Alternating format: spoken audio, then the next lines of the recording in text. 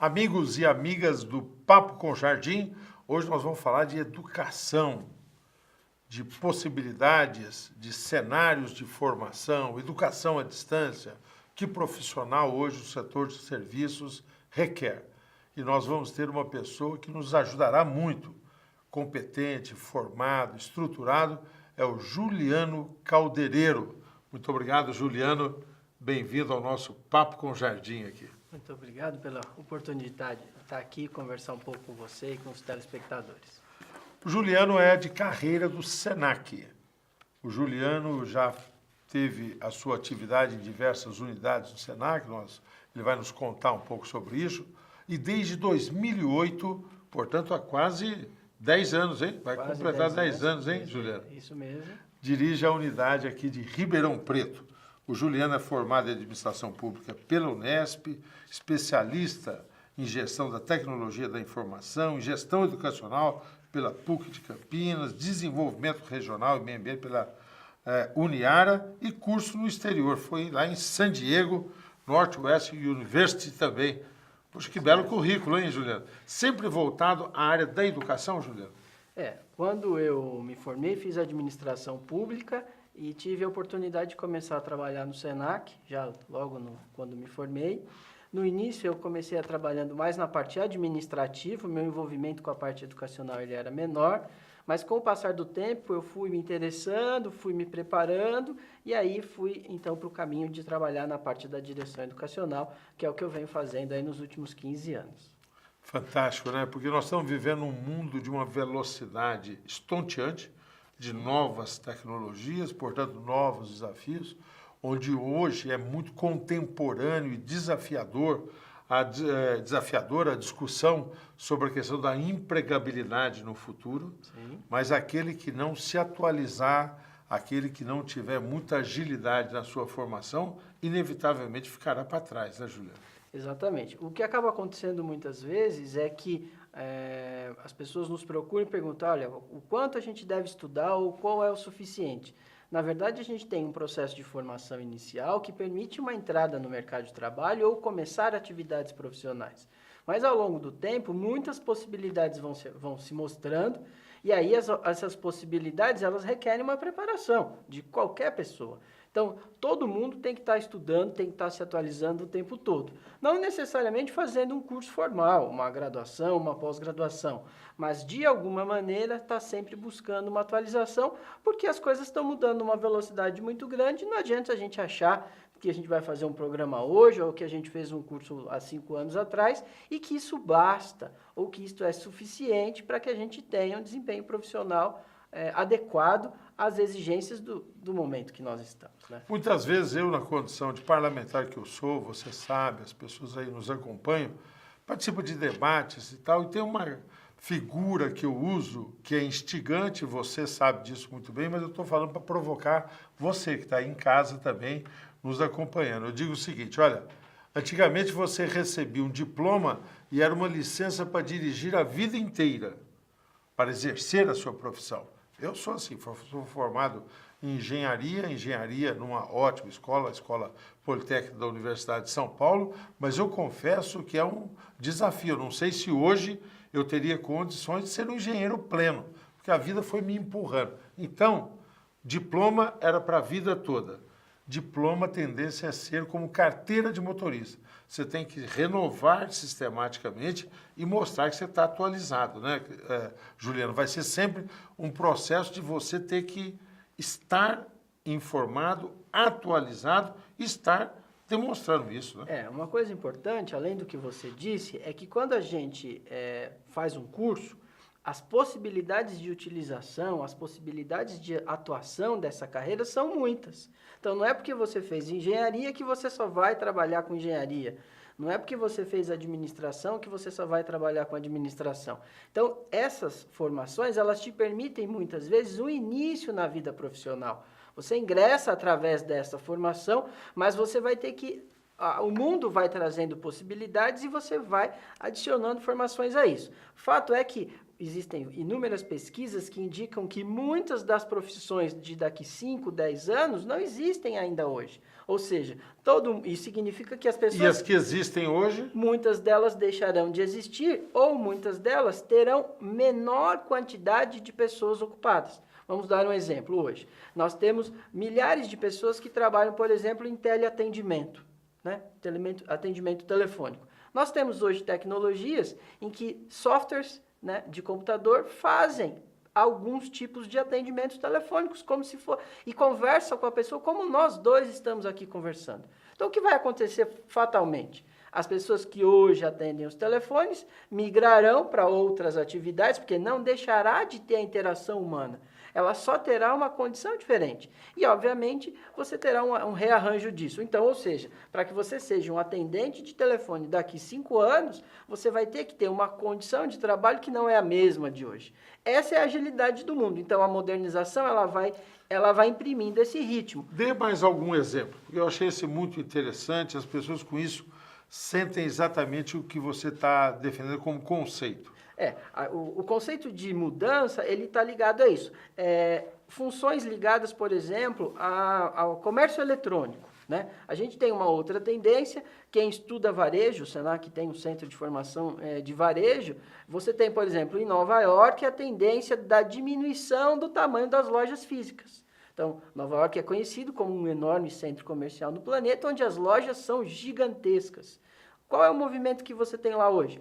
As lojas estão diminuindo de tamanho, consequentemente, terão menos pessoas trabalhando lá, e elas passarão a funcionar com o que a gente chama aqui no Brasil de showroom, né? As pessoas vão lá só para conhecer o produto, para interagir, e depois elas definem a compra da casa delas, com o celular delas ou do computador delas, aonde elas acharem melhor. Então, esse tipo de mudança, eles indicam... eu estou dando exemplo de duas coisas que empregam centenas de milhares de pessoas no planeta.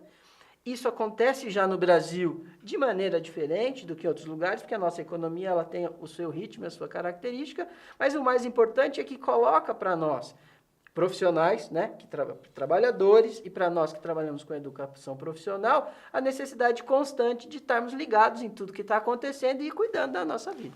Talvez o exemplo mais contundente do ponto de vista de números de trabalho, acho eu, tenha sido no setor bancário, né? Sim, esse é um grande exemplo. As pessoas tiveram um grande acesso mais às contas agora, o número de contas ampliou-se, os serviços financeiros também se multiplicaram e o número de profissionais, de bancários, tá certo?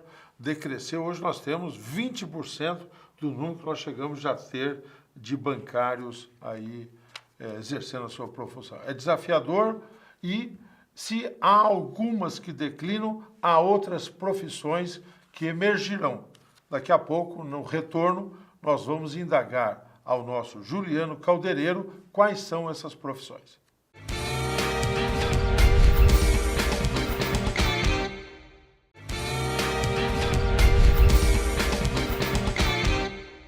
Hoje no Papo com o Jardim nós estamos recebendo Juliano Caldeireiro.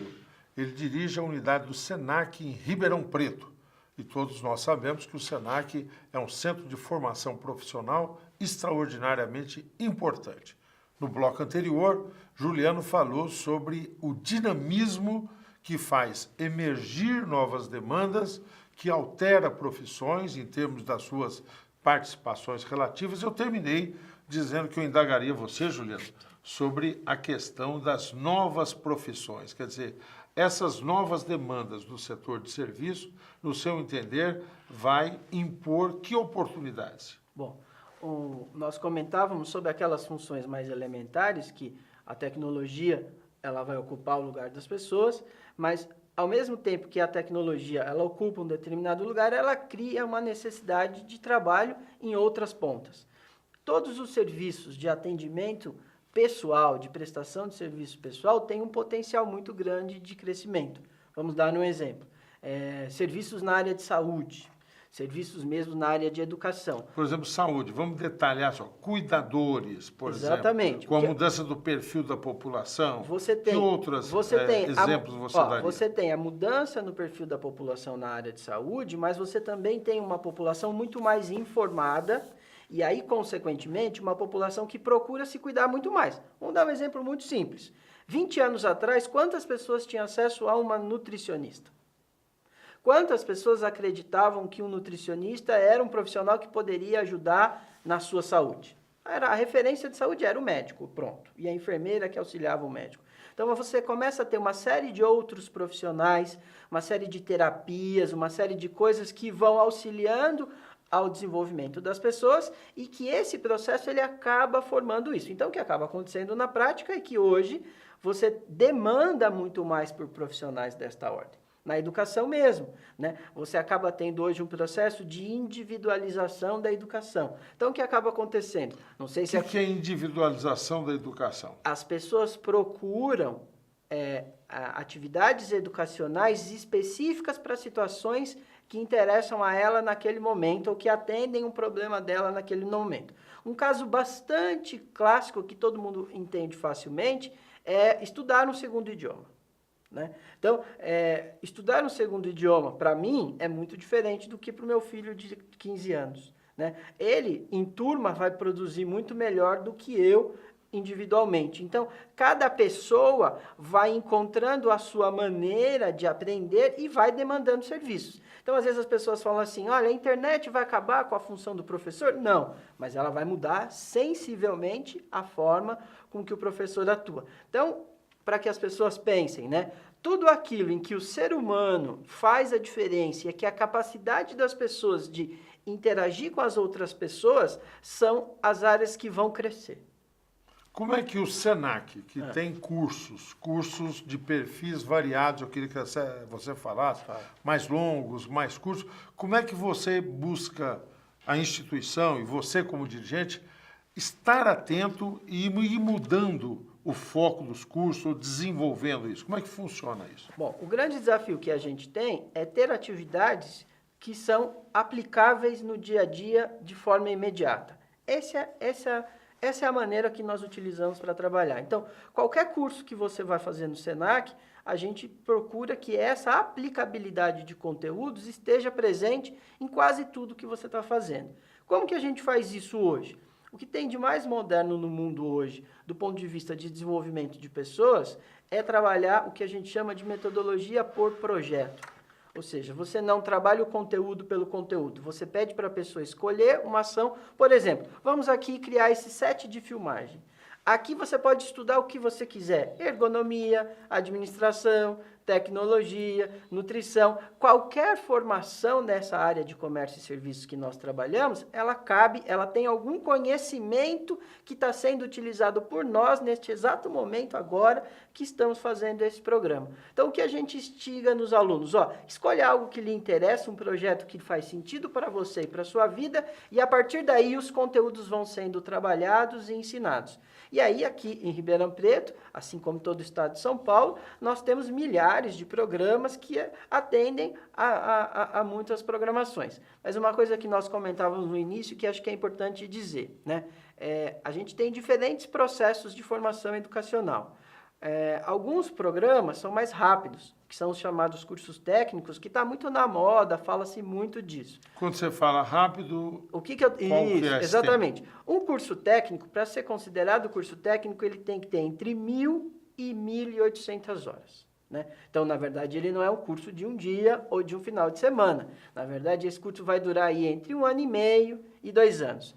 O que esse curso funciona? Ele funciona combinado com o chamado ensino médio, né? Ele pode ser feito ao mesmo tempo ou ao final. A pessoa está no ensino médio, a partir do segundo ano do ensino médio, né? Pode fazer esse ela já pode iniciar algum programa dessa natureza e aí ela vai acabar mais ou menos junto lá na frente, respeitando sempre as questões de idades de escolaridade. Voltando para o caso da saúde, você não pode fazer uma formação na área de saúde sendo menor de idade, porque existem aí restrições do ponto de vista prático. No caso de enfermagem, por exemplo, existe estágio em hospital, você não pode ser um estagiário num hospital tendo menos de 18 anos. Então, existe uma combinação toda.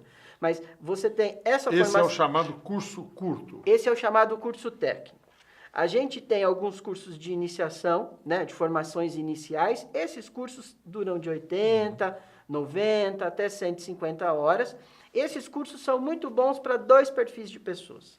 Para aquela pessoa que quer mudar de atividade profissional, eu faço uma coisa, eu gostaria de fazer outra, eu faço um curso mais rápido para ver se interessa, e aí ela caminha para outro lado. Ou para aquela pessoa que já tem uma ocupação e só quer se atualizar nesta ocupação. Fora isso, aí a gente vai para as graduações e as pós-graduações, que vão ter duração aí, então, a graduação tecnológica de, no mínimo, 2 anos e meio a 3 anos, podendo chegar aí a graduação até 5, 6 anos. Quem quiser saber mais detalhes, passa aí para a gente o site, nós vamos botar aí na tela, para que todos possam acessar. Qual é? Isso. Toda a programação do Senac está no portal que é o www.sp.senac.br. Lá você tem acesso a todas as informações de todas as unidades do estado de São Paulo, mas quem for aqui de Ribeirão Preto e não quiser ver de outras cidades, é só colocar lá no final Ribeirão Preto todo junto, e aí chega nas informações referentes aqui à unidade de Ribeirão Preto. Daqui a pouco retornamos com o Juliano Caldereiro. Estamos falando de ensino técnico, estamos falando de educação profissionalizante aqui no Papo com o Jardim.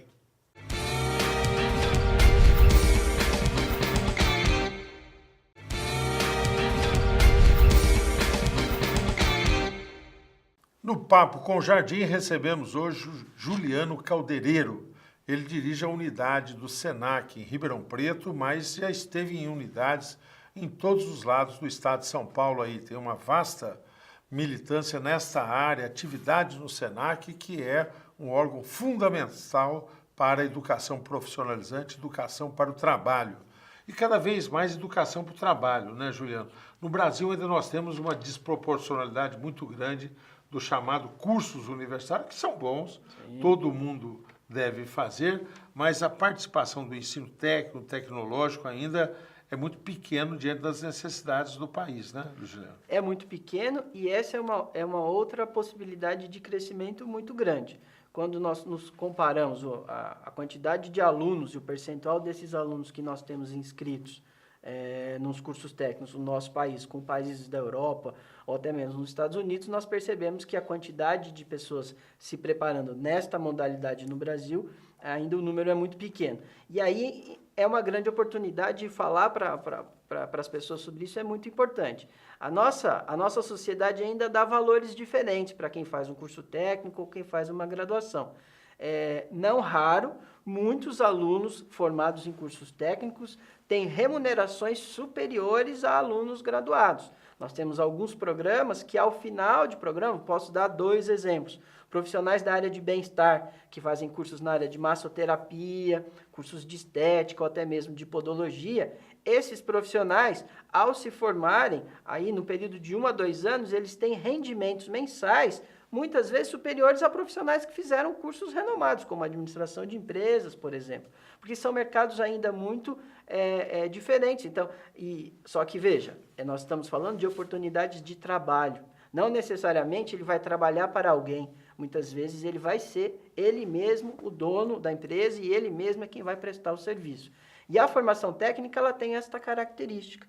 Muitas vezes você faz aquele curso, é uma área específica, uma concentração específica, e isso permite que ele trabalhe com várias empresas ou que ele atenda diferentes tipos de clientes. A tecnologia, Juliano, chega para todos, né? E a tecnologia pode muitas vezes substituir o trabalho humano ali mais, vamos chamar assim, rotineiro, né? Uhum. E ele chega, mas há sem dúvida áreas em que isso fica mais preservado. O que eu aqui imagino, para você que é um profissional dessa área, de formação sobre a questão de recursos humanos. Primeiro, a área da saúde, que você já mencionou 2, 3 vezes aqui. Segundo, a área de turismo também. Sim, eu acho que ela é uma área que exige muito esse componente aí das relações humanas e tal. Um terceiro setor é a própria atividade de educação, né? Sim. Porque por mais que você tenha aí salas e um processo de autoaprendizagem, mas a formação do professor também é decisiva. Além desses setores, turismo, esse setor de saúde, educação, qual que você identifica como um setor de empregabilidade alta e para diante? Ainda no nosso país, o setor de comércio ainda é um setor que emprega muito. Talvez seja nos grandes números da economia, um dos setores que tem a maior quantidade de empregabilidade. É verdade. Então, por mais que eu tenha dito, olha, há uma tendência de diminuir ou de alterar, mas sempre você vai ter que ter um profissional ali apresentando o produto, explicando como ele funciona. Então, o setor de comércio, ele nunca deixou de ter uma alta empregabilidade e ele continua. Qual é a diferença? Hoje, para você trabalhar no comércio, você vai precisar ter uma conexão de tudo isso que nós estamos conversando aqui. Não dá mais para você ficar ali na porta da loja, esperando alguém passar e o cliente entrar e falar, pode ver aí que o que tem é isso. As coisas funcionam um pouco diferente. Mas nós temos essas possibilidades de atuação. E o mais importante que o que a gente percebe é que, assim, algumas habilidades básicas ligadas à comunicação e à formação do indivíduo, elas são preponderantes e elas fazem muita diferença. E aí, nem sempre todo mundo observa. Uma boa formação em português e em matemática são requisitos essenciais para que você tenha uma boa atuação profissional. Mas às vezes eu falo isso e as pessoas falam, mas que coisa? Você vai a um comércio e a empresa está te oferecendo 10% de desconto em tal produto. Você sabe calcular? Né?